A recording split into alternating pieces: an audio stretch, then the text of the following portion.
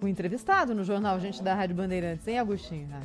E falando sobre a crise entre Ucrânia e Rússia, né, Thaís? É verdade. Quem está conosco, Agostinho, ao vivo aqui neste sábado, no jornal Gente da Rádio Bandeirantes, é o psicólogo Jacó Goldberg, advogado, e mais do que tudo isso, não é? Uma pessoa que acompanha o que acontece no nosso país e no mundo há muito tempo e tem uma visão particular, uma visão de quem já viu muita coisa a respeito dos fatos do dia a dia. Dr. Goldberg esteve conosco aqui, por exemplo, Agostinho, num momento muito delicado da pandemia e dividiu com os ouvintes da Rádio Bandeirantes a visão dele a respeito das consequências para a individualidade de cada um daquele momento. E volta agora ao Jornal Gente para falar sobre a guerra Rússia-Ucrânia, na verdade, a invasão da Ucrânia, porque o professor Goldberg, ele tem cidadania polonesa e é a Polônia que está ali não só colada na Ucrânia, como tem recebido a maior parte dos refugiados ucranianos que tentam, de qualquer forma, sair do país. Professor, bem-vindo, bom dia, muito obrigada por nos atender aqui na Rádio Bandeirantes. Bom dia, e inicialmente eu gostaria de prestar uma homenagem à família Saad, que eu acompanho praticamente desde as primeiras semanas em que a rádio foi para o ar. Tem sido anos a fio que, às vezes, durante anos, semanalmente, eu tenho estado com a Rádio Bandeirantes como analista de comportamento. Parabéns, vocês fazem um trabalho extraordinário de comunicação independente e democrático. Em relação à questão da guerra que a Rússia desencadeou contra a Ucrânia.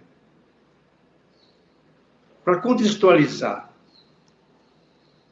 a minha família veio antes da Segunda Guerra Mundial da Polônia. Só que eu recebi o título de cidadão polonês outorgado pelo presidente da Polônia por serviços prestados à cultura polonesa. Pois meus livros são os únicos livros de cidadão polonês, que sou nascido em Minas Gerais, em Juiz de Fora, mas que carrego dentro de mim essa tradição do leste europeu. Para que o ouvinte da Rádio Bandeirantes sinta o palpitar da nervosidade desse conflito. Ucranianos e russos, histórica e sociologicamente, são irmãos, primo-irmãos, que se amam e se odeiam. Historicamente, este é o panorama. É o irmão mais velho, é Caim e Abel. Alguns estudiosos acreditam que essa guerra é unicamente pela decisão da Ucrânia de se aliar à OTAN. Eu acredito que isto é uma tentativa de simplificar a complexidade do fenômeno.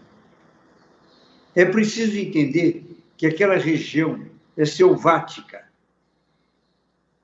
Poucas regiões existem no planeta em que as pessoas são tão violentas e agressivas como o leste europeu. Quando alguém diz foi declarada uma guerra, aliás, nem foi declarada, porque Putin afirma que não existe uma guerra, que existe a libertação da Ucrânia para desnazificá-la. Ora, nazistas existem, sim, na Ucrânia, como também existem na Rússia. É uma região onde a radicalidade política esteve sempre presente, e a violência e a brutalidade. Então, para quem acompanha, desde, historicamente, o Império Russo, sabe perfeitamente que a ideia de uma grande Rússia, que, aliás, iria para lá das fronteiras da Ucrânia, para lá, como diz o presidente da Ucrânia, se possível, chegando até o muro de Berlim. Porque se alguém tem expectativa de que este lance é um lance, abre aspas, da loucura de Putin, está profundamente enganado. Professor... Existe... Pois não. Desculpe interrompê-lo. Doutor, primeiro, bom dia, obrigado por atender o nosso convite aqui. A gente estava conversando com o nosso Salomão Esper e eu fiz essa pergunta. Eu queria ouvir a opinião do senhor também sobre esse mesmo tema. É lógico, é um horror o que está sendo feito na Ucrânia, o que está acontecendo com os civis, né? Há uma desproporção terrível e dizem que o pior está por vir ainda, né? Dos dois lados, a informação de que o pior está por vir ainda. Eu queria saber do senhor o seguinte... as pessoas que estão saindo agora, os refugiados, fala assim, mais de 1 milhão, hoje começou a funcionar aquele corredor humanitário para que os civis saiam, as mulheres e crianças, né? Os homens ficam para combater. E hoje o presidente da Ucrânia disse num pronunciamento que ele espera, que ele acredita que em breve ele vai dizer, podem voltar. Eu queria saber como é que funciona a cabeça de uma pessoa refugiada, a mulher e os filhos que saem deixando o marido para trás. Não se sabe ainda quanto tempo vai durar esse combate, mas a princípio não deve ser algo muito curto. Então, novas vidas serão iniciadas em outros locais. Eu queria que o senhor analisasse um pouco isso, essa desestruturação da família, essa possibilidade de volta. Para muitos, acho que não haverá volta. Eu queria que o senhor falasse um pouco isso, essa figura do refugiado, das mulheres e crianças atravessando as fronteiras. Doutor?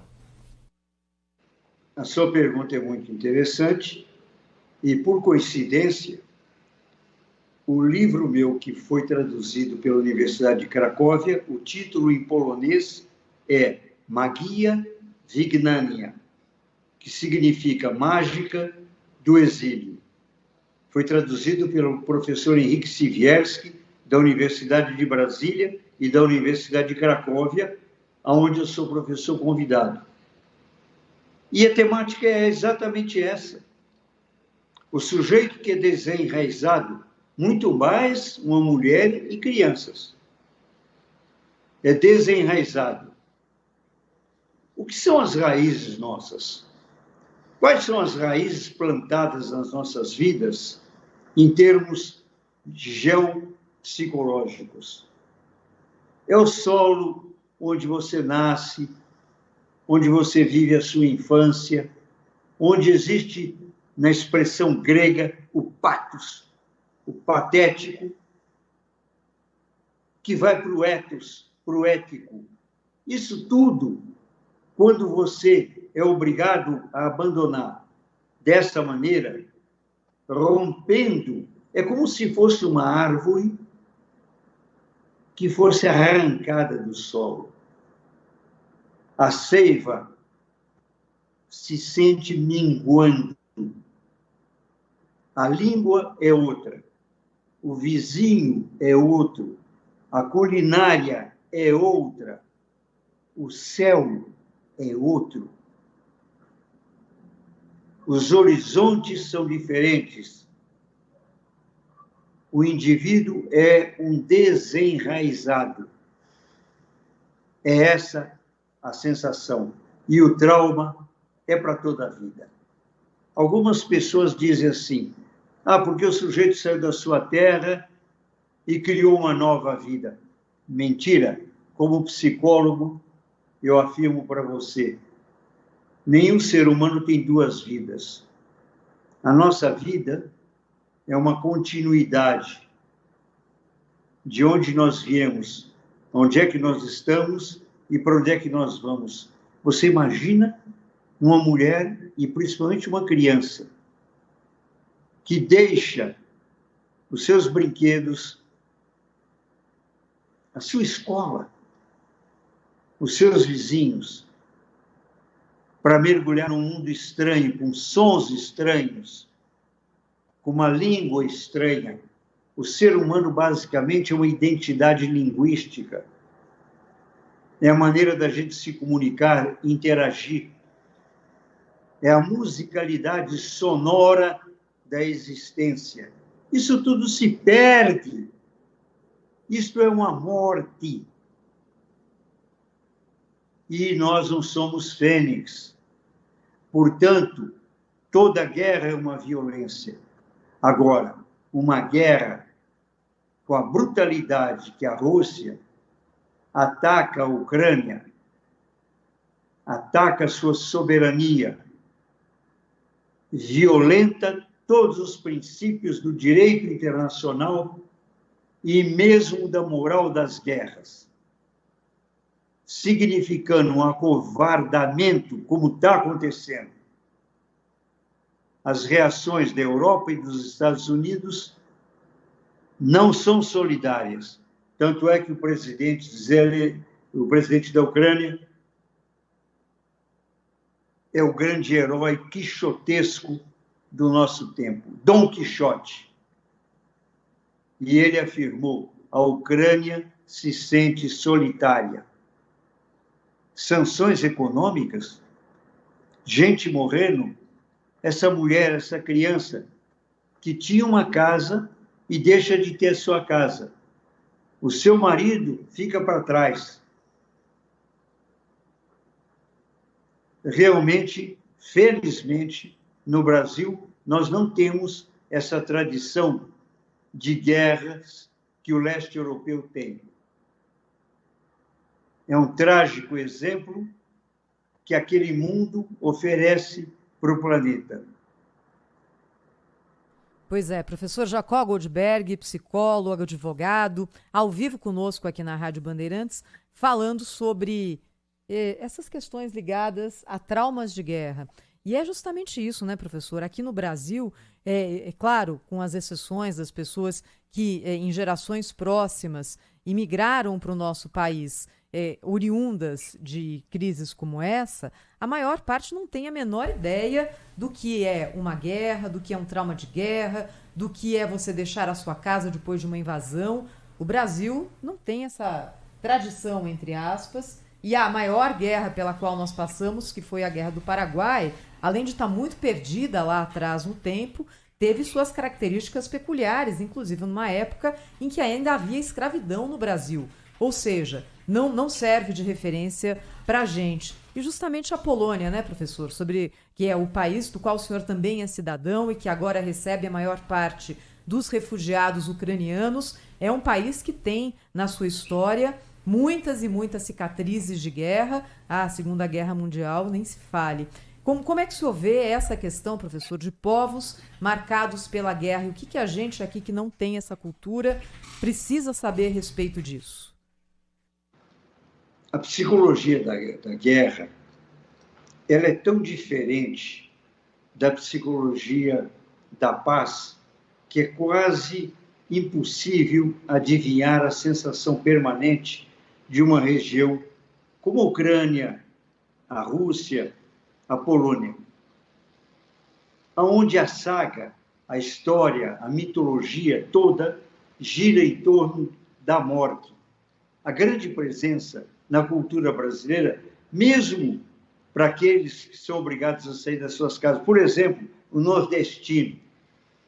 O nordestino que, por raízes e situações de natureza econômica, ele se desloca do Nordeste para São Paulo. Mas ele está na casa dele, com todas as diferenças que nós sabemos que existem, mas a grande casa nossa é o Brasil. Eu mesmo saí de Juiz de Fora vindo para São Paulo, por quê? Atrás de melhores condições de trabalho, educacional e assim por diante. Mas volta e meia é o pão de queijo que eu vim tomar com café na minha casa. O grande lar é o mesmo. Lá não. Na Polônia, às vezes a Alemanha acha que ela é dona da Polônia, é soberana. E Hitler invade a Polônia. Depois é Stalin que invade a Polônia. E agora a Ucrânia é uma terra devastada. O cossaco russo. Qual é a grande lenda do cossaco russo? É o bêbado que pega a espada e corta a cabeça do seu inimigo. E às vezes quem é o seu inimigo? Era o seu vizinho, mas ele, a cavalo, faz isso. É diferente, por exemplo, da lenda norte-americana, da formatação da nacionalidade do Velho Oeste, onde existe um certo romantismo. No leste europeu, não. Aliás, em grande parte da Europa. Mas hoje vamos falar um pouco dessa cultura de refugiados, de traumas do leste europeu. Esse zigue-zaguear, vai e volta. Essas famílias que estão se despedindo e o marido fica para lutar. Lutar o quê? Uma guerra previamente perdida. Todos vão perder nessa guerra. Se Putin ganhar no campo de batalha, como provavelmente já ganhou, é uma vitória de pirro, é uma vitória de sangue e desgraça. E esses traumas ficam em termos geracionais, como marcas e cicatrizes para o resto da vida. Doutor Jacó, aproveitando que o senhor falou, se o Putin ganhar, será uma vitória de pirro, há quem diga que ele vai ganhar no campo de batalha, provavelmente, mas vai perder a Ucrânia para sempre. Ele nunca mais terá a Ucrânia. A alma do ucraniano está perdida, está perdida. E isso é um lado, não sei se dá para dizer bonito disso tudo, porque seria exagero, mas um lado tocante, alentador, que é o patriotismo, que parece já existir na história do ucraniano, mas que foi despertado, aflorado muito agora. Esse lado da pessoa que está disposta a enfrentar algo que é maior, que é mais forte que ele, mas que ele não abre mão. O ucraniano não abre mão de ir para o campo de batalha se for necessário. Eu queria que o senhor falasse um pouco sobre isso. Que Ucrânia vai sair, mesmo que ela seja eventualmente anexada ao território russo, que ucraniano vai surgir dessa batalha, professor? A sua pergunta é muito interessante, porque ela toca o inconsciente coletivo, que é o tecido